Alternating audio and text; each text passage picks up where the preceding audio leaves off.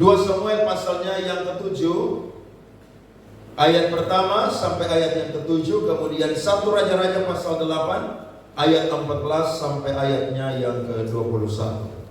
Kita sudah ketemu semua saudara-saudara? Amin. Mari kita baca firman Tuhan bergantian seperti biasa. Janji Tuhan mengenai keluarga dan kerajaan Daud.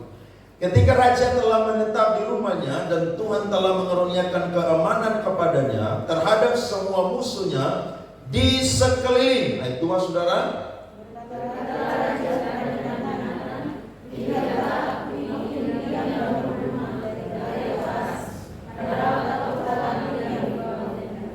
Lalu berkatalah Natan kepada raja, baik, lakukanlah segala sesuatu yang dikandung hatimu, sebab Tuhan menyertai engkau.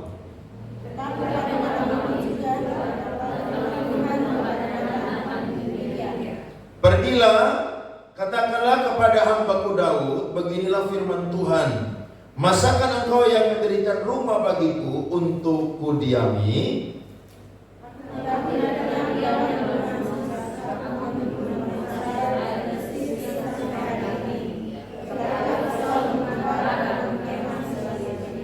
Saudara siap 1 Raja-Raja pasal 8 14 sampai 21. Saya baca ayat yang ke-7. Selama aku mengembara bersama-sama seluruh orang Israel, pernahkah aku mengucapkan firman kepada salah seorang hakim orang Israel yang kuperintahkan menggembalakan umatku Israel demikian, mengapa kamu tidak mendirikan bagiku rumah dari kayu aras? Mari kita lihat 1 Raja-Raja pasal 8 ayat 14 sampai 21. Saya mulai ayat 14. Kemudian berpalinglah raja lalu memberkati seluruh jemaah Israel, sedang segenap jemaah Israel berdiri. Ayat 15 saudara.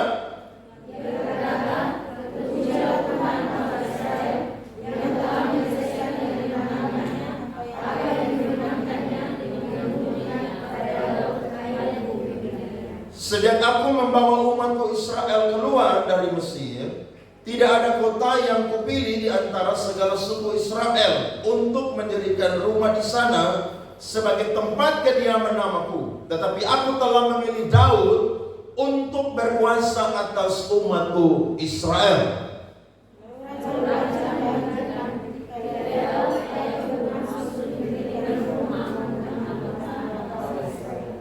Berfirmanlah Tuhan kepadanya, engkau bermaksud mendirikan rumah untuk namaku, dan maksudmu itu memanglah baik.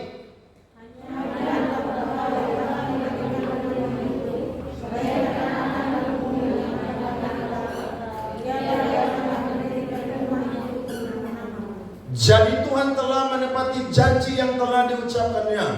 Aku telah bangkit menggantikan Daud ayahku, dan telah duduk di atas takhta kerajaan Israel. Seperti yang difirmankan Tuhan, aku telah mendirikan rumah ini untuk nama Tuhan Allah Israel. Sama-sama. Dan telah menyediakan di sana tempat untuk tabut yang memuat perjanjian yang telah diadakan Tuhan dengan nenek moyang kita ketika mereka dibawanya keluar dari tanah Mesir. Tepuk tangan untuk firman Tuhan ini, saudara-saudara. Haleluya. Kalau kita baca tentang kisah ini, maka kita sudah tahu jelas bahwa akhir dari cerita ini, orang Israel ketika mereka dipanggil keluar dari Mesir, maka ada 2 manifestasi tanda kehadiran Allah di tengah-tengah mereka. Sebab Allah tidak mungkin berjalan di tengah-tengah bangsa yang keras kepala, bangsa yang tegar tengkuk, bangsa yang berdosa.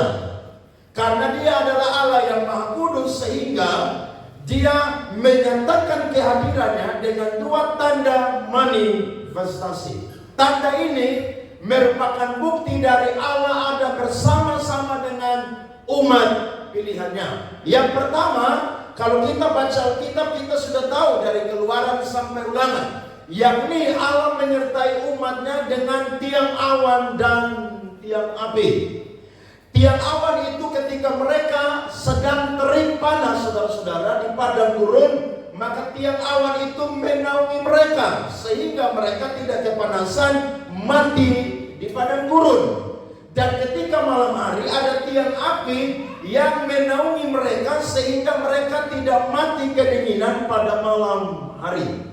Betapa Allah mengasihi orang Israel karena perjanjiannya antara Abraham, Ishak, dan Yakub. Saudara-saudara, dan kemanapun awan ini pergi, maka orang Israel akan mengikuti tuntunan daripada tiang awan dan tiang api. Jadi mereka akan berangkat dan mereka akan berhenti ketika ada panduan dari yang namanya tiang awan dan tiang api. Itu membuktikan bahwa Allah ada bersama-sama dengan orang Israel. Sedangkan tanda yang kedua yang membuktikan Allah ada bersama dengan mereka adalah satu perkakas pertama di rumah Tuhan yang diperintahkan oleh Allah untuk orang Israel itu perbuat, yakni adalah tabut perjanjian.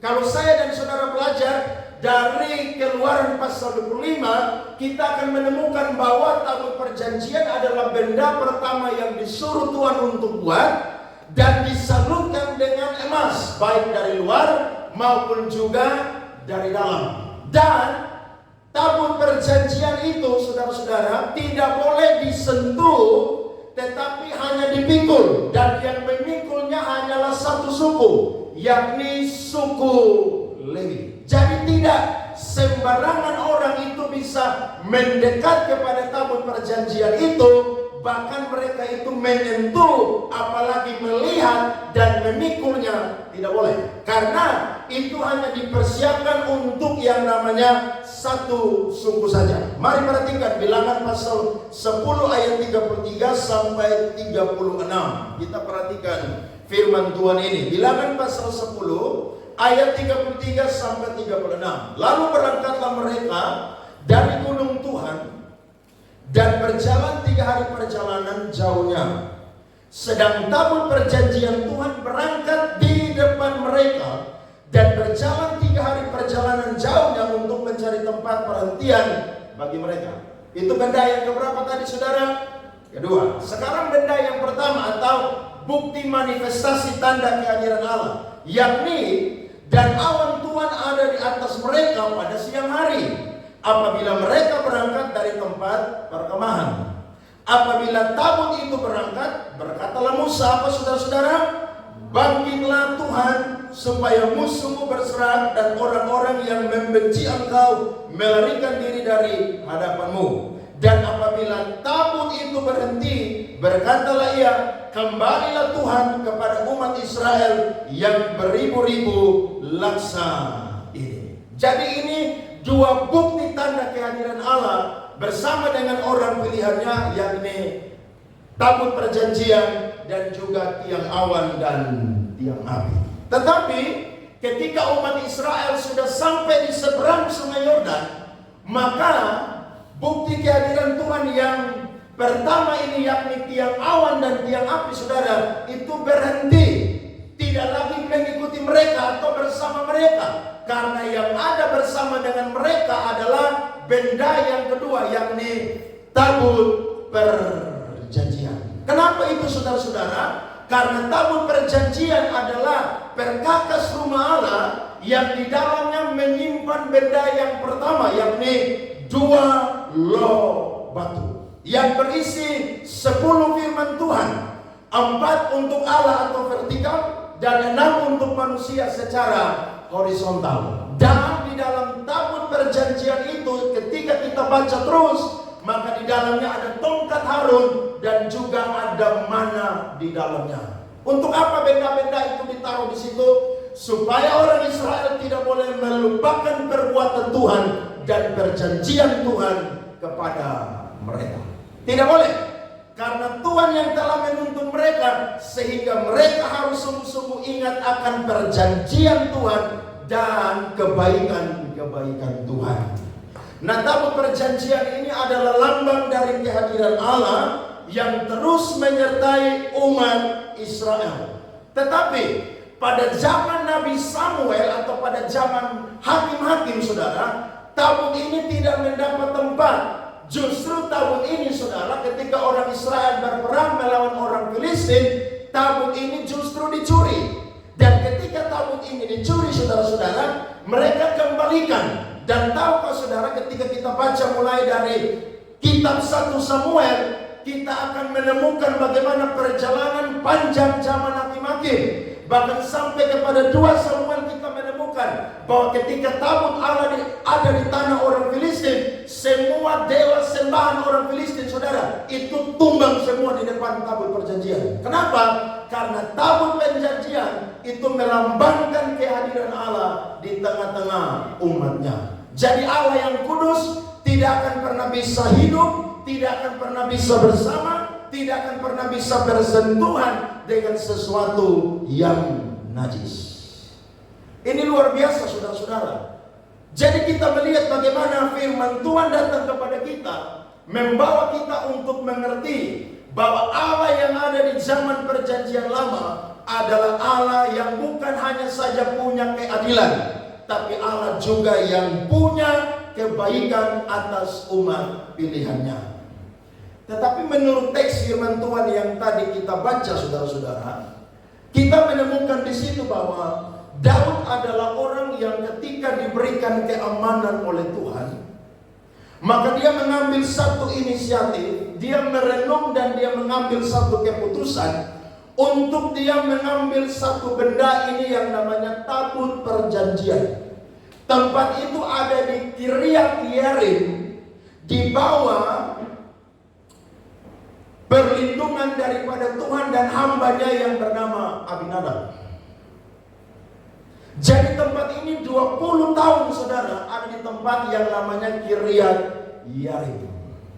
Ketika Daud jadi raja, maka Daud itu berpikir saudara-saudara bahwa dia ini sudah diberikan keamanan oleh Tuhan.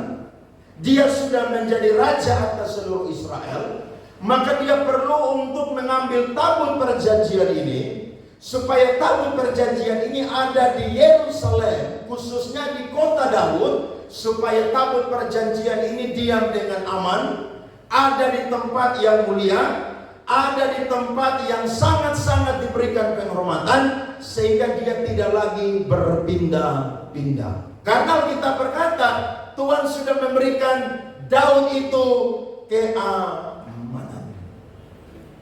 Betapa luar biasanya hati dan pikirannya Daud.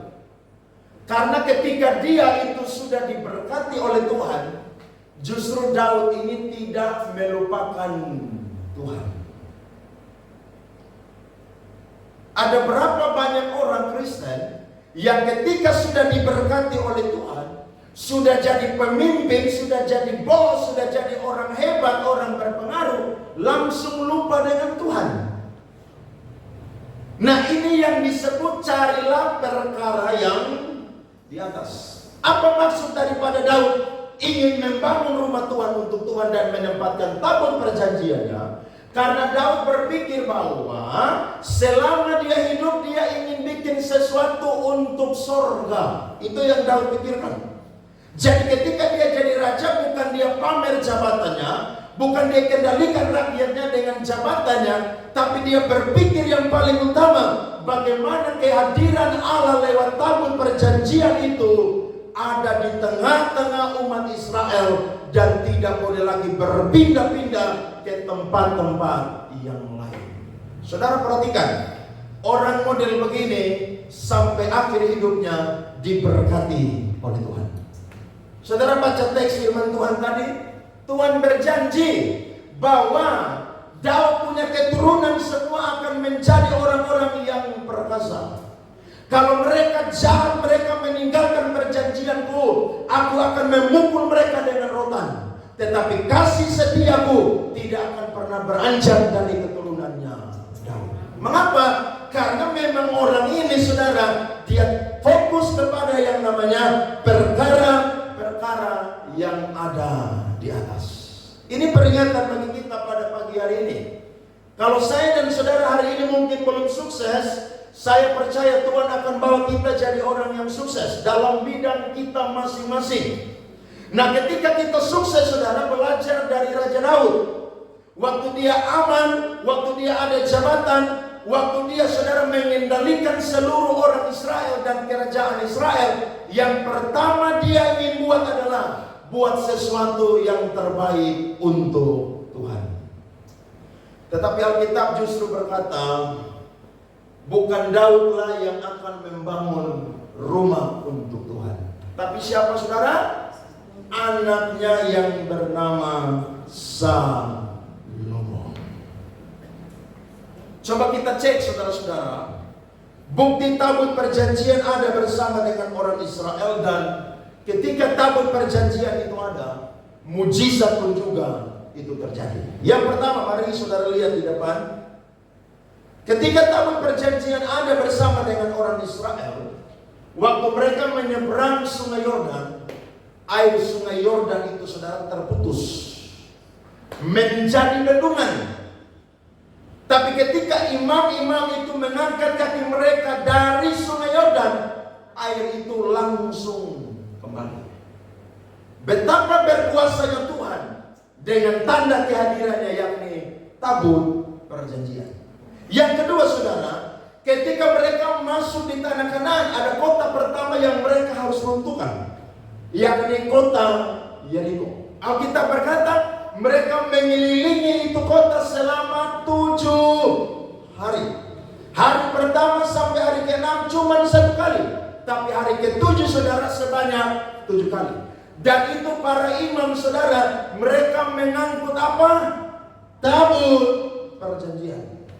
Dan ketika mereka berputar selama 7 kali, ketika Tuhan perintah untuk tiup sangkakala saudara, maka tembok Yeriko yang begitu tebal saudara-saudara runtuh dalam sekejap. Kenapa? Karena ada tabut perjanjian di tengah-tengah orang Israel. Yang ketiga, jatuhnya Dagon yang saya singgung tadi di depan. Orang Filistin coba-coba rampas tabut perjanjian. Mereka letakkan itu di samping Dagon, dewa sembahan mereka. Mereka bangun pagi-pagi saudara, itu Dagon sudah tumbang. Siapa yang buat tumbang saudara? Tuhan. Kenapa? Karena Tuhan tidak akan pernah menyatu berkumpul tinggal dengan sesuatu yang berdosa dan najis. Sehingga tabut perjanjian adalah bukti bahwa Allah yang kudus ada di tengah-tengah orang Israel. Dan yang keempat, saya kasih data terakhir saja, orang Filistin saudara ditimpa bencana sebab mereka itu menahan tabut perjanjian di daerah mereka. Alkitab mencatat mereka semua karena bisul-bisul saudara, koreng-koreng semua. Kenapa? Karena coba-coba tahan tabut perjanjian. Jadi memang Allah tuh tidak akan pernah bisa berdiam dengan sesuatu yang najis, yang berdosa. Tidak bisa. Tidak bisa. Makanya ketika kita ada dalam Tuhan, tabut perjanjian ini saudara, ketika dalam perjanjian baru, itu sudah tidak ada lagi. Tapi Yesuslah yang menjadi penggenapan daripada tabut perjanjian tersebut. Dia adalah hadirat Allah dan bukti kehadiran Allah. Jadi ketika kita punya Yesus saudara-saudara, maka di dalam diri kita ada hadirat Tuhan. Ketika ada hadirat Tuhan, iblis tidak akan pernah bisa masuk menyerang kita. Saya khotbah kemarin, kayak orang yang punya Tuhan, suami santet sihir tidak akan pernah bisa, tidak akan pernah bisa. Kenapa? Karena ada Tuhan dalam dirinya. Loh, Tuhan sama iblis kuat siapa? Tuhan dong. Iblis kan mantan malaikat yang sombong, yang angkuh, sama seperti Tuhan. Tuhan lempar dia ke bumi. Jadi iblis itu tidak akan pernah sama kuat dengan yang namanya Tuhan. Jadi kalau orang benar punya Tuhan Yesus, saya yakin mau setan model apapun tidak akan pernah bisa menyerang orang percaya. Karena di dalam dirinya bukan ada lagi tabut perjanjian, tetapi di dalam dirinya ada apa saudara-saudara? Yesus Kristus yang tinggal di dalam kita. Ada Roh Kudus yang tinggal di dalam kita, sehingga roh yang ada di dalam kita lebih besar daripada roh yang ada di dalam dunia ini. Makanya saudara tidak boleh takut setan. Tidak boleh. Kalau masih ada saudara yang takut setan, itu harus baptis ulang tuh. Tidak boleh. Kenapa? Karena setan itu takut orang yang di dalam dirinya ada Tuhan Yesus. Setan tidak takut saudara pakai kalung salib. Jangan marah ya, jangan marah. Setan tidak takut saudara. Setan tidak takut saudara yang pegang Alkitab. Kalau saudara tidak pernah baca ya setan tidak takut. Setan tidak pernah takut saudara pakai rumah saudara itu aksesoris yang berbau Kristen. Setan tidak pernah takut. Kenapa? Setan takut kalau di dalam dirinya ada Tuhan, di dalam rumah itu ada Tuhan. Maka setan tidak akan pernah bisa apa saudara-saudara menghampirinya. Jadi kita ini saudara orang-orang yang bersyukur. Orang Israel ada tabut perjanjian, kita ada Tuhan Yesus Kristus. Berarti saya dan saudara punya Tuhan yang sungguh-sungguh nyata tinggal dalam kehidupan kita. Nah, Daud ini ingin bikin sesuatu untuk Tuhan, tapi ternyata Tuhan tunda keinginannya Daud. Tuhan berkata, yang bangun rumah untukku untuk taruh tabut perjanjian itu bukan kamu, tapi yang bangun rumahku untuk taruh tabut perjanjian itu adalah anakmu yang bernama Salomo. Dan ketika kita baca tadi saudara-saudara, betul, Salomo membangun istananya dan rumah Tuhan kurang lebih sampai 20 tahun. Dan setelah selesai membangunnya, Salomo menempatkan tabut perjanjian itu di dalam rumah Tuhan. Alkitab berkata, ketika mereka meresmikan itu rumah Tuhan, semua imam-imam tidak tahan berdiri. Kenapa? Karena ada tabut perjanjian dan awan kemuliaan Tuhan yang turun di tengah-tengah mereka. Nah, saya coba catat saudara, walaupun keinginan Daud ini ditunda, tapi maksud Daud ini sungguh luar biasa. Dan ada 3 alasan bagi Daud kenapa dia ingin bangun rumah untuk Tuhan dan taruh tabut perjanjian. Saudara lihat di depan. Yang pertama adalah Daud tidak bisa melupakan bahwa kekuatan dari Tuhanlah yang membuat Daud menjadi apa saudara-saudara? Benar. Alkitab berkata, musuhnya Daud itu lebih banyak dari rambut yang ada di kepalanya. Daud orang yang tidak pernah cari musuh, tapi suka dimusuhi. Ini aneh saudara. Alkitab berkata ketika dia berperang mengalahkan Goliat, semua orang Israel sungguh-sungguh menyayangi dan menghormati Daud. Sampai-sampai Saul tanya, anak siapa dia? Maka hamba-hambanya berkata, anak Isai orang Bethlehem. Saul panggil untuk apa? Kerja bersama dengan Saul. Setiap kali Saul itu dirasuk oleh roh jahat, Daud selalu main apa saudara? Kecapi. Waktu Daud main kecapi, setan yang ada dalam dirinya Saul itu keluar. Tapi ketika saudara-saudara mereka pulang berperang, maka perempuan-perempuan Israel menyanyikan pujian, lagu, nyanyian untuk Saul. Mereka nyanyi untuk Saul, bukan untuk Daud. Nyanyiannya sederhana. Saul mengalahkan beribu-ribu, Daud mengalahkan berlaksa-laksa. Waktu Saul dengar itu, panaslah hati Saul. Kenapa? Karena dia berpikir kepada Daud diperhitungkan lebih banyak dari saya. Bisa-bisa kerajaan Israel ini akan diambil oleh Daud. Sejak hari itu saudara-saudara, Daud dikejar untuk mau dibunuh oleh Saul. Dan saya coba pelajari kitab 1 Samuel. Kurang lebih 9 kali Saul itu mencari cara untuk membunuh Daud. Tapi justru Daud punya 2 kesempatan untuk hantam Saul.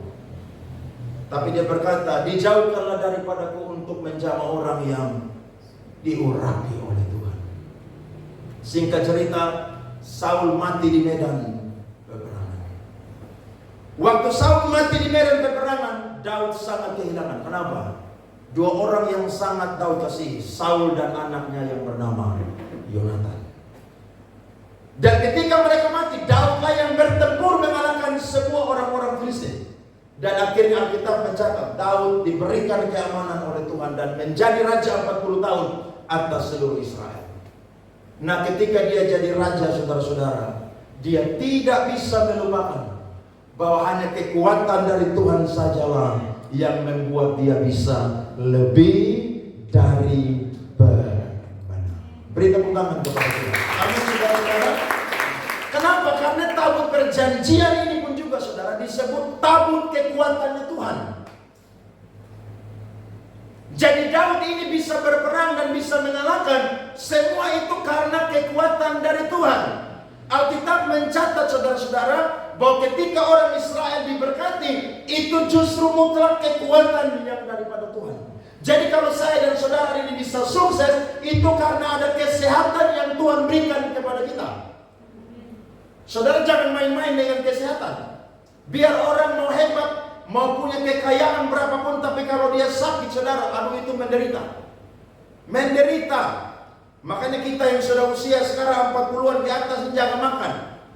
Saya sudah bersumpah untuk diri sendiri, bukan untuk Tuhan. Saya tidak mau minum minuman yang bersoda dan minuman pengawet, tidak mau lagi. Karena saya mau umur panjang, saya tidak mau cuci ginjal dan lain sebagainya. Minum apa, saudara? Air putih, ditambah jus dan susu dan lain sebagainya. Iya, betul, saudara. Waktu saya dengar kesaksian Ibu Yanti, saya kaget. Sudah 20 tahun hanya minum air putih. Wah, hebat itu, saudara. Memang sesuatu yang enak-enak tuh endingnya sakit, saudara. Coba saudara makan daging babi tiap hari, minum Coca-Cola tiap hari, es teh tiap hari, kopi tiap hari. Jangan minum air putih, apalagi saudara tidak pernah makan sayur pepaya untuk kasih turun darah. Saudara akan sakit. Iya. Nah, kita sehat ini, saudara, itu kekuatan dari Tuhan. Saudara bisa kerja banting tulang tiap hari dari pagi jam 8 sampai mungkin jam 10 malam. Itu kekuatan dari Tuhan. Makanya saya kadang-kadang tidak mau marah saudara-saudara. Kenapa? Saudara kerja capek. Saudara tidak datang doa, tidak apa-apa. Kenapa? Saya tahu saudara jemaat kerja capek. Pendeta kayak saya kan tidak capek-capek kerja. Capek apa? Otak aja. Kenapa? Belajar, baca. Saudara capek apa? Pikiran, tenaga capek. Kenapa? Kerja di kantor, bos selalu bilang apa? Target. Sampai saudara kayak orang gila. Kenapa? Kemana-mana cuma kejar apa? Target.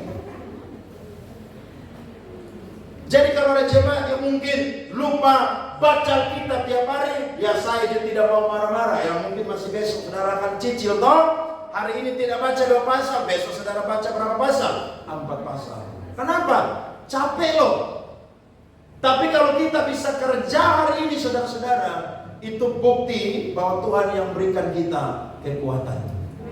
Nah, ketika kita sudah diberkati, maka pakailah kekuatan kita pun juga untuk bikin sesuatu bagi Tuhan. 6 hari saudara kerja, banting tulang, dapat uang sebanyak mungkin. Hari Minggu saudara datang ke gereja. Saudara ibadah, kalau saudara diberikan kesempatan pelayanan beri yang terbaik. Kenapa? 6 hari saudara beri yang terbaik di dunia sekuler, 1 hari saudara beri yang terbaik di dunia rohani, yakni pekerjaannya Tuhan.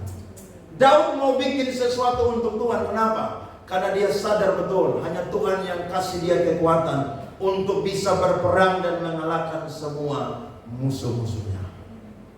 Jadi kita ada, saudara, mutlak karena kekuatan dari Tuhan. Rasul Paulus pernah berkata, dia adalah bejana tanah liat. Tapi di dalam bejana tanah liat itu ada Tuhan di dalamnya. Sehingga bejana tanah liat itu yang dianggap rendah, bahkan mudah hancur, tapi ada Tuhan di dalamnya, bejana itu menjadi mulia dan kuat. Jadi kita semua, saudara, hari ini mutlak ada karena kekuatan dari Tuhan. Tidak boleh ada yang angkuh dan berkata, karena saya makan sehat, 4 sehat, 5 sempurna. Saya rajin olahraga. Loh, orang olahraga, tapi kalau Tuhan suruh saraf kejepit, saraf akan dengar Tuhan punya suara, saudara. Betul. Saudara mau tes Tuhan? Tidak bisa. Makanya kalau saya lihat orang tuh sehat tidak mau cari Tuhan, saya bilang lu tunggu ya, nanti lu sakit baru lu rasain. Iya. Disuruh gereja malas. Istri suruh gereja bilang, lu pi aja. Karena waktu nikah kan kita dua jadi satu. Jadi kalau kamu yang pergi, maka sudah mewakili saya. Itu dalam nama Yesus thanking dia. Tidak boleh, saudara-saudara. Kenapa? Karena 6 hari Tuhan sudah kasih kita berkat yang berlimpah-limpah. Saudara bisa punya uang, bisa punya beras, bisa punya lauk pauk, ya, saudara bisa jalan-jalan, saudara bisa jadi berkat buat orang-orang di dunia kerja. Saudara pakai 1 hari untuk apa? Memuliakan Tuhan. Melayanilah di gereja. Apa yang saudara bisa buat, buatlah untuk Tuhan. Ketika saudara mati, saudara sudah selesai. Ya, saya yakin orang kalau sudah capek-capek untuk Tuhan, dia mau mati dia senang, saudara. Puji Tuhan, saya mau ketemu Tuhan Allah. Kenapa? Mati masuk surga, dapat upah lagi, memerintah bersama dengan Kristus. Tapi yang tidak pernah bikin untuk Tuhan, dia bilang, Tuhan sembuhkan saya, mau pelayanan Tuhan, jadi aser terbaik. Lo tidak bisa, kamu udah sakit-sakitan di stadium akhir, tidak bisa ini. Sebentar lagi berangkat. Iya, saudara. Makanya pendeta tuh profesi yang paling susah, saudara. Kenapa? Karena orang tidak tahu gereja, tapi waktu mati minta dikubur. Pendeta yang harus kubur. Nah, kalau pendeta yang kejam, dia tidak mau pergi. Saya pikir-pikir, kasihanlah orang mati tidak ada yang kubur. Siapa yang mau kubur? Kan tidak mungkin Pak RT yang pergi kubur. Tidak mungkin. Harus pendeta yang kubur. Jadi pakai kekuatan kita, saudara-saudara, untuk buat sesuatu untuk Tuhan. Ada amin, saudara-saudara? Yang kedua, alasannya Daud menyadari bahwa penyertaan Tuhanlah yang membawanya diangkat Tuhan dari gembala kambing domba menjadi apa, saudara-saudara? Raja Israel. Daud ini tidak lupa diri. Sama seperti baju tidak lupa kancing. Sama seperti kacang tidak lupa kulit. Daud menyadari bahwa hanya Tuhan yang menyertai dialah, sehingga dia dari gembala kambing domba yang tidak dikenal oleh siapapun menjadi orang yang masyhur di seluruh bumi pada waktu itu. Kenapa? Karena Tuhan yang menyertai Daud. Saudara coba lihat ayatnya yang ke-4 sampai ayat yang ke-5 dan ayat yang ke-10 dari 2 Samuel pasal 5. Mundur 2 pasal ke belakang. 2 Samuel pasal 5 ayat 4 sampai 5 dan ayatnya yang ke-10. Daud berumur 30 tahun pada waktu ia menjadi raja. 40 tahun lamanya ia memerintah. Di Hebron ia memerintah atas Yehuda 7 tahun 6 bulan. Dan di Yerusalem ia memerintah 33 tahun atas seluruh Israel dan Yehuda. Ayat 10 pasal yang kelima. Lalu makin lama makin besarlah kuasa Daud, sebab Tuhan Allah semesta alam menyertainya. Perhatikan, kalau Tuhan menyertai seseorang, dia akan jadi orang yang berhasil. Percayanya, manusia bisa buat cara untuk saudara itu hancur, jatuh, tapi Tuhan punya banyak cara untuk angkat kita. Daud dari gembala kambing domba 2-3 ekor, Tuhan mulai angkat pelan-pelan sampai saudara-saudara dia usia 30 tahun. Dia menjadi raja atas seluruh Israel. Berarti kalau Tuhan angkat kita, saudara, tidak langsung sekejap, betul? Tidak ada saya pernah dengar orang tes PNS lulus langsung jadi pejabat eselon 1. Tidak pernah itu. Itu pemerintahan di dunia mana itu? Tidak ada. Tidak pernah saya lihat orang bekerja di dunia swasta. Waktu dia tes, dia lulus, saudara, baru lulus kuliah, baru pertama kerja, langsung jadi manajer. Tidak pernah itu. Tapi dia selalu memulai karirnya dari mana? Bawah.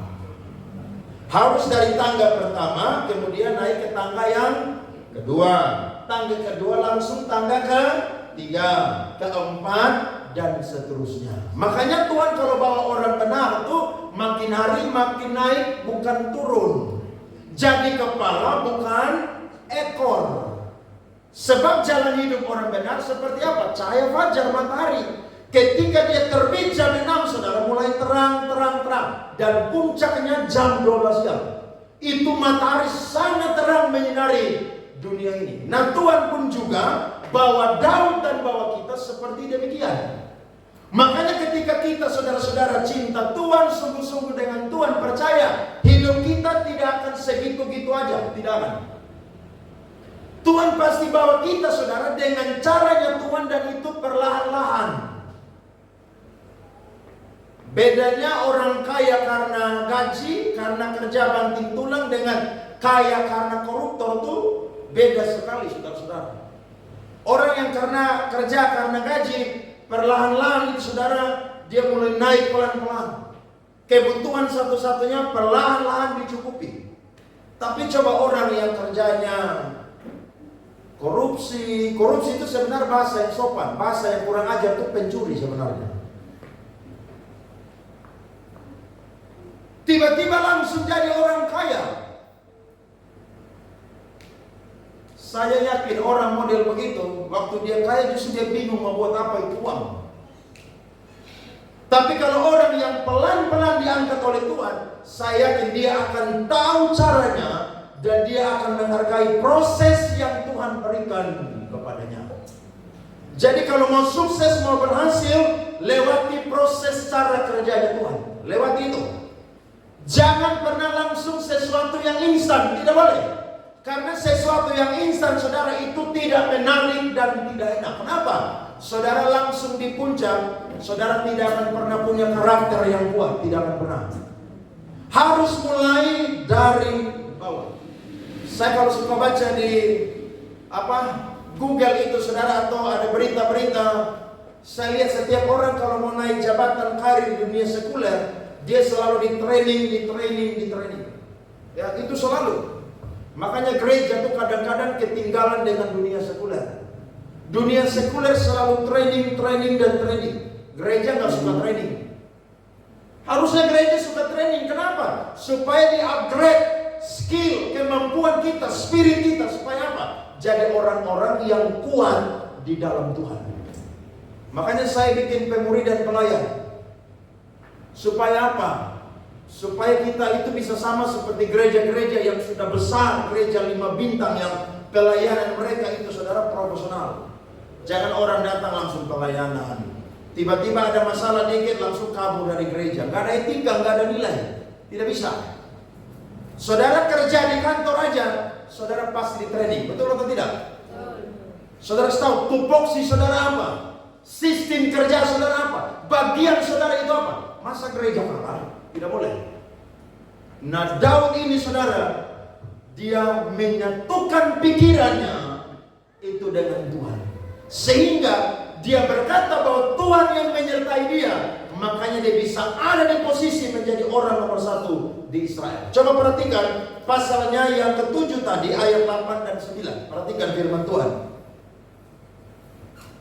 2 Samuel 7 ayat 8 sampai 9. Oleh sebab itu, beginilah kau katakan kepada hamba-Ku Daud, beginilah firman Tuhan semesta alam. Akulah yang mengambil engkau dari padang ketika menggiring kambing domba untuk menjadi raja atas umat-Ku Israel.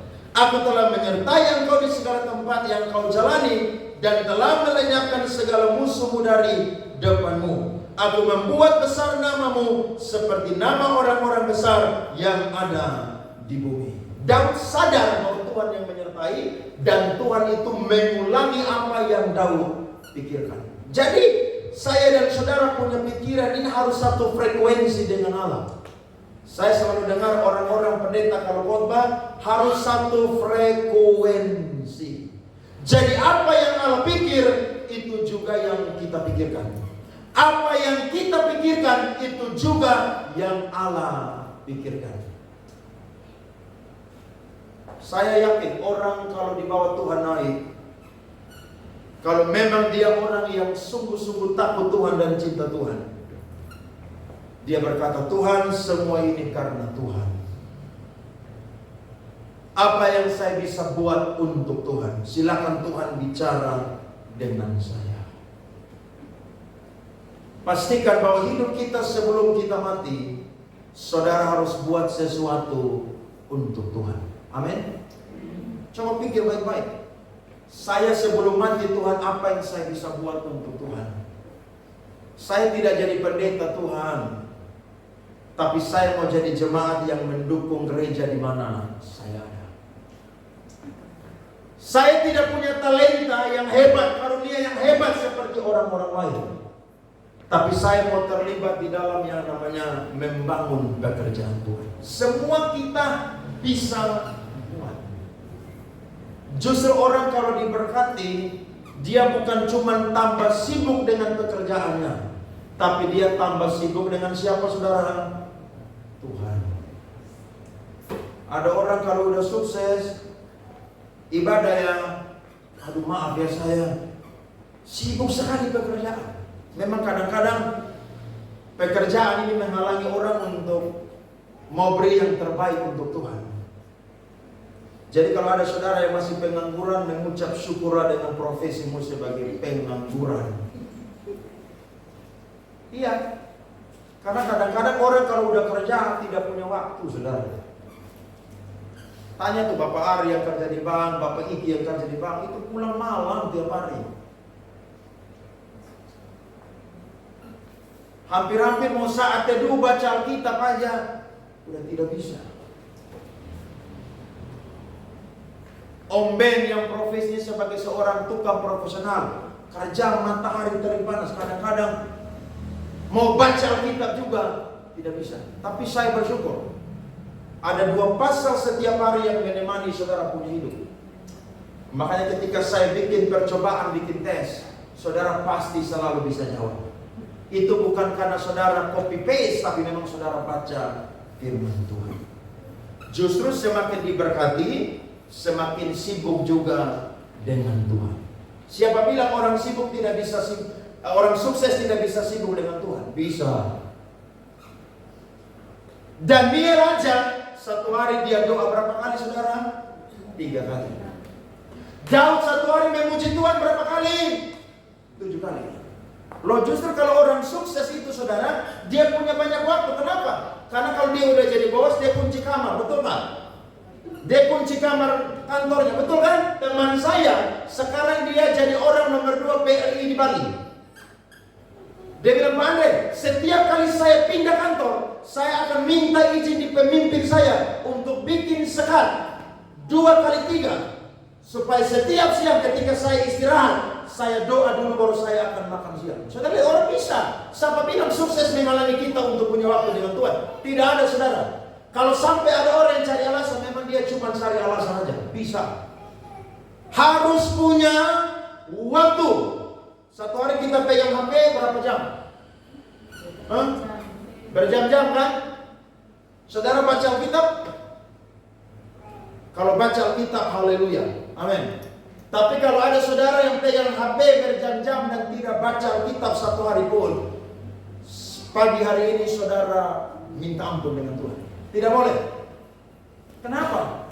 Karena Tuhan yang bawa kita sampai hari ini, saudara, bisa jadi orang yang berhasil. Saudara kerja bagus, saudara pikir gampang. Ingat, Tuhan bisa buat saudara itu karena PHK. Bisa atau tidak, saudara? Bisa. Lihat orang yang kerja sombong-sombong, waktu COVID datang, saudara, PHK. Saya ketemu orang PLN yang kerja di Sendang Daya nih. Dia waktu kerja di Cikarang, saudara, dia orang yang kerja mobil Toyota, semua dia yang kerja. Jadi alat-alatnya dari Jepang sana, tapi mereka yang produksi di Indonesia. Tahu Pak saudara, dia orang kepercayaan bosnya. Tapi dia Pak Pendeta waktu COVID, saya tidak pernah terpikirkan saya di PHK. Saya bingung mau kerja apa di Jawa. Tidak ada yang kasih makan. Di sana orang hidup lulu gue. Dia ambil inisiatif pulang Kupang. Lamar di PLN, memang dia pintar listrik, saudara. Akhirnya diterima di PLN. Dia bilang betul ya, kita kalau hidup mengandalkan sesuatu, Tuhan bisa ambil dalam sekejap, saudara-saudara. Makanya harus bersyukur kalau hari ini saya dan saudara berhasil. Itu karena penyertaan Tuhan bersama. Amin. Beri tepuk tangan kepada Tuhan.